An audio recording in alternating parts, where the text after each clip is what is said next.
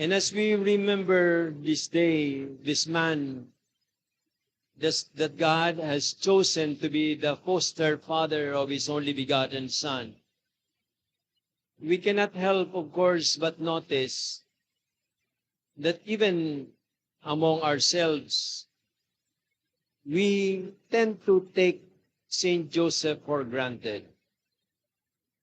Among the big saints of the church, he is one whom we least know, because after all, we have very little to take from him. If our Blessed Mother was called by Pope St. John John Paul II as the woman of silence, I believe even more so can we say that Saint Joseph is the man of silence. Well, for one thing, we do not have any record from the scriptures of a single word that he said. We know of the Blessed Virgin Mary's Magnificat. We know of her response to the angel when the angel announced to her that she was going to be the mother of the Son of God. Her famous, "Let it be done to me according to your word." We have words coming from the Blessed Mother. "Do whatever he tells you." When she assured the servants during the wedding at Cana that they should obey whatever Jesus told them, things like this. We have words from the Blessed Mother, but we have none at all from Saint Joseph. In today's Gospel, which is a very dramatic episode in the life of Joseph, when his plans would be changed, would be disturbed, because God had other plans for him.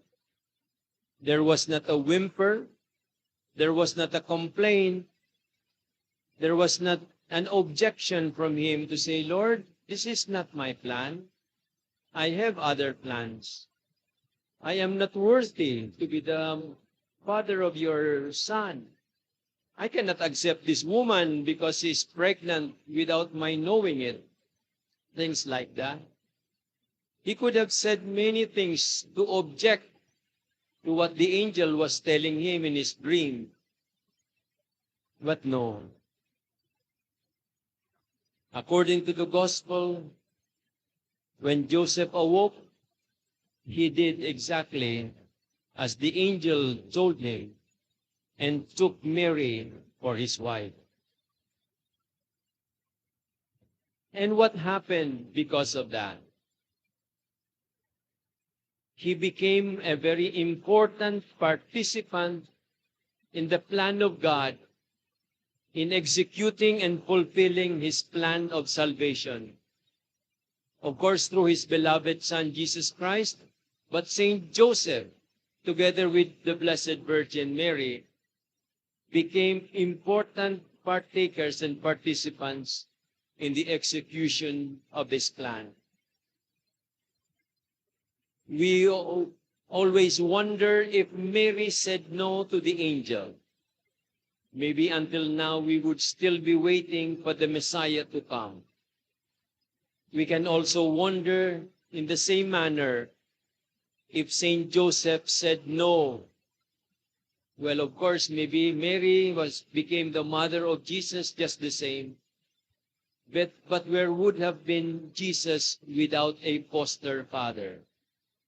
How would Mary have been able to carry the task of motherhood in letting Jesus grow into the person that he became without the presence and participation of Joseph? My dear friends, we are very much in the same situation. Like Joseph, we have our own plans in life. Gusto mo maging Arab kay ni, gusto mo maging Arab kayan, gusto mo magpadi, Gusto mong magmadre, gusto mong mag-nurse, gusto mong magdoktor, gusto mong maging presidente kang Pilipinas. We have our plans. But sometimes the Lord interrupts these plans. He changes our wonderful plans. And come to think of it, kung hilingon tang marayo, bako man maraot sa mga plano ni Joseph.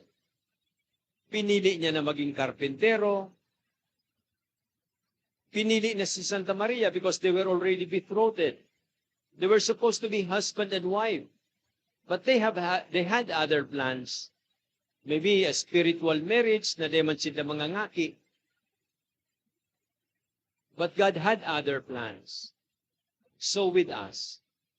And when God intervenes in these plans of ours, normally, sa satuyang eksperyensya, siguro, sa sakuya, minahabo kita. Either because it's so difficult, or because it is not according to my plan, or because I cannot understand where the plan of God is going, or where it will lead me to. There was a time when, as a seminarian, I turned away from the seminary because I thought serving the people just before martial law, this happened. I would be able to give of myself already in dedication and dedicated service, rather, to my people.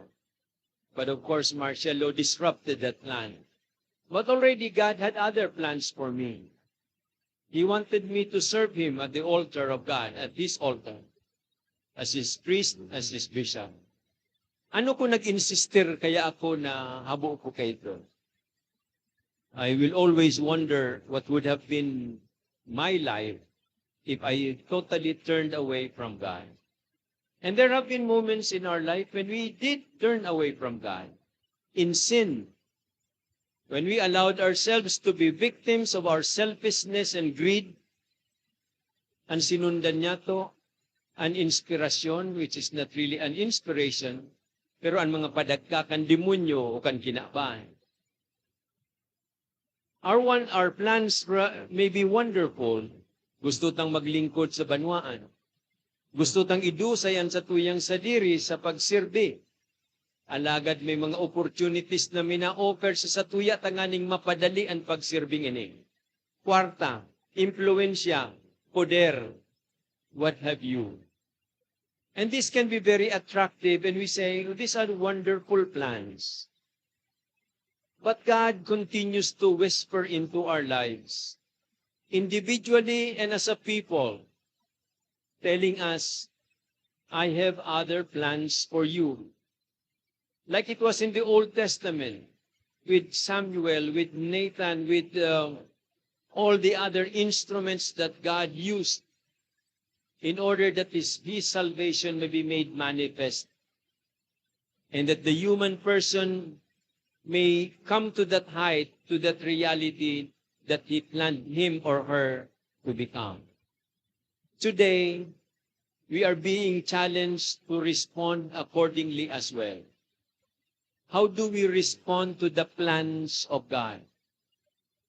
Am I willing to set aside my wonderful plans because I could hear, I could sense that the Lord is leading me somewhere else?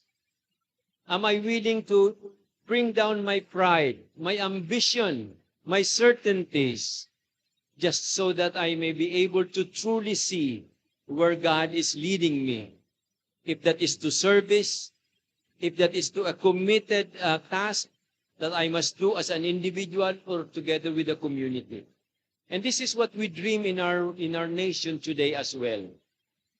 Kadakol na ang mga kandidato niya to, kadakol sila mga plano.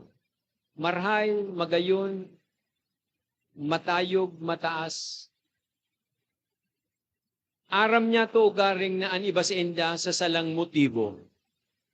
Deep inside our hearts, we know that some of them do not really want to serve, but simply want to put themselves in place in power that they may be either protected from the demands of justice or simply because they just want to fulfill their own personal dreams. Today, in this Mass, we pray to the Lord that these our candidates may be able to really discern accordingly so that their plans may be also in accordance with the plans of God. We pray that our nation may constantly be open to the will and to the plan of the Father, that we may grow in progress, unity, and peace. Today, we pray for our own selves as we journey towards Election Day, that in our discernment, God's plan may be made fulfilled, that we may be able to obey Him as Mary did, as Joseph did, even when we do not fully understand what His will is for now.